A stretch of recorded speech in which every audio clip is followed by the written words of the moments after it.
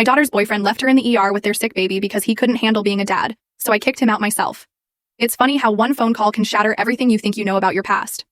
For me, that call came 15 years after I made the hardest decision of my life, a choice that still twisted my gut every single day.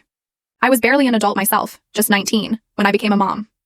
My daughter Mia was a tiny miracle with a wispy tuft of dark hair and huge dark eyes that seemed to take in the entire world.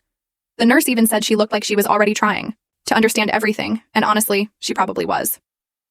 Back then, my life was chaos. I was crashing in a friend's spare room, juggling 2 jobs, all to avoid going back to my stepfather's place. He was the kind of man who liked silence, who made you regret stepping out of line. The quiet fear he instilled in me, that played a bigger part in everything that came after than I ever admitted. Mia's dad?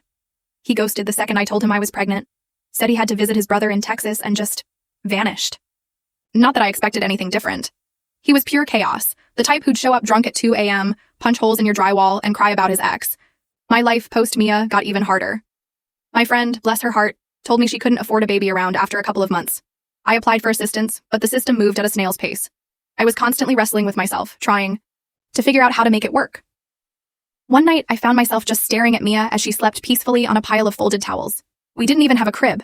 It hit me like a ton of bricks how unfair it was, how she deserved so much more than what I could give her. The decision wasn't made overnight. I agonized for weeks. But then Mia got a terrible cough, and I couldn't even afford the medicine the doctor prescribed. I broke down in a CVS parking lot, sobbing, and called a counselor named Claire. She had this incredibly calm, soft voice like nothing could ever shake her. I told her I wanted an open adoption. I wanted to find a family who could give Mia the life I never had, the life she deserved. Claire found them, Hannah and Greg, high school sweethearts who'd been trying to conceive for almost a decade. They looked straight out of a toothpaste commercial. Greg with his big, goofy smile, and Hannah with eyes that just radiated warmth and trust. I met them once, and the very next day I handed Mia over. I didn't even cry in front of them.